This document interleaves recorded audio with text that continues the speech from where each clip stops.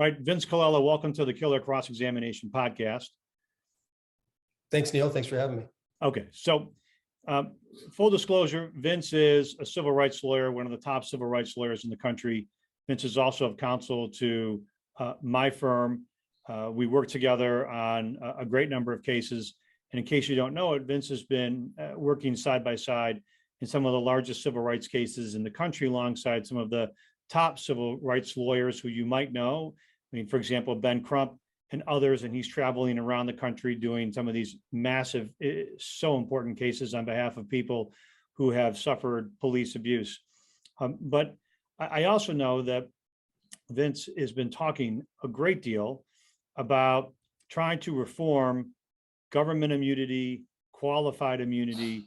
And so, of course, he's in my opinion, a natural person to talk to shed some light on this whole issue about the Oxford high school shooting, in which there have been public cries for the administration and those within the school district to be held accountable.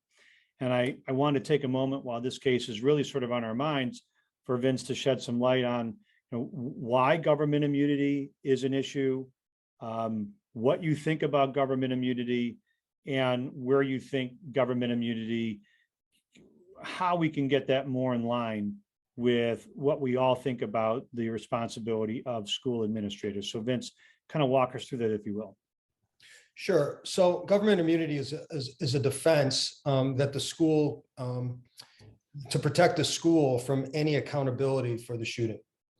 And the reason it's a defense is simple. You would have to establish that the school faculty and counselors were grossly negligent, that their gross negligence was the proximate cause of the shooting. Now, clearly under the facts of this case, there could be a question as to what they knew and the information that they came by in terms of their investigation, and whether that should have put them on notice to, at the very least, report this to police. But the bigger issue is that under the government immunity rules, the most efficient cause of this shooting is Ethan Crumbley's pulling the trigger. It seems so cold. Like, we're talking about it, and you're an advocate on behalf of people who have been injured. That is what your law firm does. Auto accidents, shootings, negligence, medical malpractice, all varieties of those cases, and obviously civil rights cases. And yet here you are sort of trying to explain to us why, despite your passion for helping people who've been injured, why government immunity may create a real high hurdle for the public and these parents who are really grieving over what took place. Look, Neil, I will never be an advocate of any defense doctrine that shapes poor public policy. And let's face it, government immunity is a protection that shapes poor public policy, because if you think about the defense, the less you know, the less you investigate, the less information you garner about a situation, the more protected you are, right? So it incentivizes the teachers, faculty, and administrators to know nothing and do nothing. It incentivizes the Sergeant Schultz from the old Hogan's Heroes days. Like, I see nothing, I hear nothing. That's right.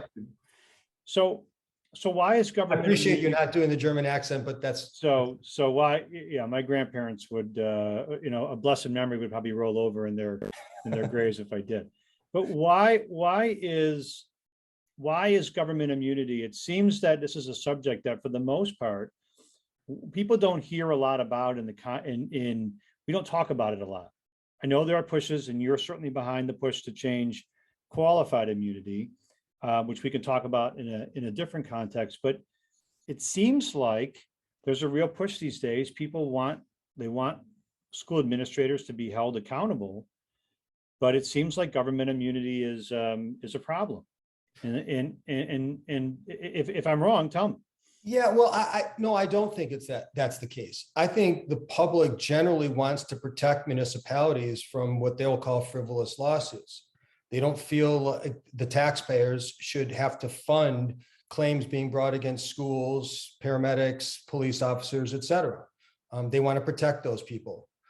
The problem is that they're not held to the same standard as everyday citizens.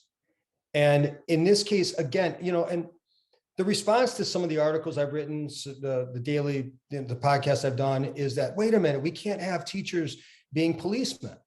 Well, that's not what we're asking. We're not asking them to police the school. We're asking them to report to people that are the police, law enforcement, the ones that can step in and can do something to protect these children. On the one hand, we have schools that are paying insurance companies, I'm sure, very large policies to protect the school in all kinds of ways from liability, right? Correct. The schools, of course, get their money, get their funding in part from either from millages or from members of the district, from residents and citizens, right? Taxes, right. Taxes. So in essence, I know it's sort of a transitive property, but we're paying in one way or another for the schools to have these insurance policies to protect the school district from liability. Correct. And yet, on the other hand, we're also paying with pain, suffering, and the inability to actually bring successfully bring lawsuits against administrations to effect change, because the administrations are protected by government immunity. So they get it on one end and they get it on the other. Right. And the problem with that is that if you don't have accountability to the schools, that's bad public policy. You want people, you want institutions, you want, whether they're academic or otherwise, you want them to be held accountable. Because if you don't, things like this will continue to happen. If, in fact, those school counselors knew that they could be held accountable, if they didn't dig more, learn more, and take preventative, precautionary measures, you would not have had this tragedy. My last question is, where, Vince, do you see this sort of playing itself out? I know the public is clamoring for justice, and justice takes all different forms. And they believe, because the facts seem so egregious in the Crumley case, where the school seems to have been on notice and everybody seems to have just sort of turned their back in a way and let him return to class. Where do you see this again? How do we make our schools safer? How do we protect our teachers and our administrators, but also have the teachers and administrators be more accountable? Is there a way to do it? Are we just stuck in this morass? Is it going to be through lawsuits, or is it going to be through legislation? Well, I mean, look at the infrastructure bill. I mean, why wasn't there some facet of that bill that addressed this issue? Schools. I mean, metal detectors, maybe counseling, maybe security. We've shown, the government has shown the ability to amass large quantities of money to throw at a problem. Well, if children going to school unsafely and being put in harm's way is not of primary importance to our government, then something is really wrong with this country, because we don't need good roads if we have children that are getting slaughtered in schools. The priorities there Right. have to shift. We need to shift. So I know you're going to continue talking about this, and hopefully you and I mean, we talk about stuff all the time, but I hope you're going to continue to talk about this subject.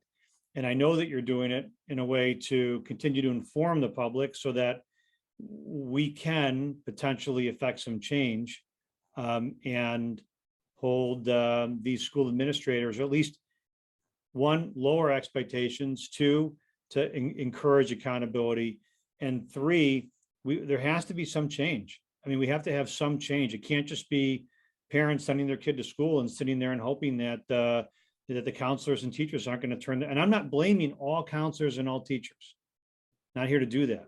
By the same token, though, somebody has to, in the school. I love your idea of having some kind of reporting obligation, some kind of, that person needs to be out of school be removed from school some kid drawing a gun on there doesn't need to be a parent meeting, does there? Does it really need to be a parent meeting at that point? No. Does it really need to be a discussion about whether that kid should be in school at that point in time?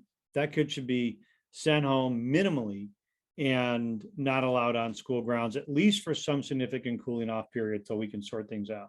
I know we're wrapping up here and we're on limited time, but I do want to share a quick story with you involving a student by the name of Evan Thompson, who was 13 years old.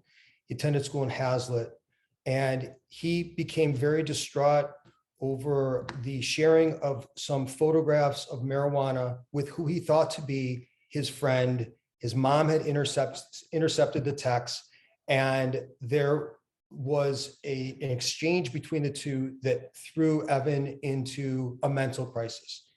He goes to school the next day, and for the next 8 hours was inconsolable, crying in every class. The teachers knew, the faculty knew, and they never contacted the parents until 2:15 in the afternoon, when he was given a math test, didn't answer a single question. He sends his mom and dad a text, basically saying goodbye, and he steps in front of a train. It's that kind of situation that if schools can't be held accountable for children that we put all our trust in schools, in the teachers, to take care of our kids for 7 hours a day.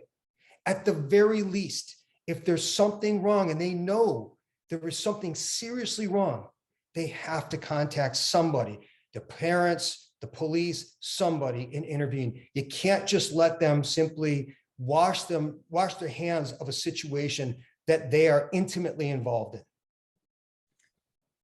in. First of all, it's a tragic story. It's a horrible story. Mm-hmm. Gave me chills down my spine as I heard that story. All right. Well, Vince, I appreciate that. It's very passionate. I know that you mean what you say about this subject. And look, I have great respect for what you're trying to accomplish. And Lord knows we need some fundamental massive change. So we're going to talk about this throughout the course of the next year as this case and others progress through the courts. We're also going to talk about, in the upcoming months, you and I talk about qualified immunity and how we can improve our policing. It just seems like we just got to get this all under control. And Vince, I'm really glad that you took the time to come sit here and talk to me in this setting. I know it's not about cross-examination, but if you get into court, it's going to be about that. Mm-hmm. And this is really about just how do we improve criminal civil justice? And I really thank you for taking the time. Thanks. So as an aside, anybody wants to get a hold of you, they can get a hold of you at, give me the website so they can get a hold of you if they want to learn more about this or want to hear more about you. I know you guys have a lot of media that you're doing about this subject, qualified immunity and others. So just give me the website. Sure. It's Colella, MOSSCOLELLA.com. And you can go to the website. There's a lot of information there about these types of cases, the work we do. I blog about it, write about it. I write a column for the Detroit Legal News, Colella in Context. My most recent article was about this, the January article. So the information is there, and I'll be happy to answer any questions anyone has. All right, my man. All right. Thank you. I appreciate it. And, that's it. That's Vince Colella doing Killer Cross Examination Podcast. Thanks for being here, man.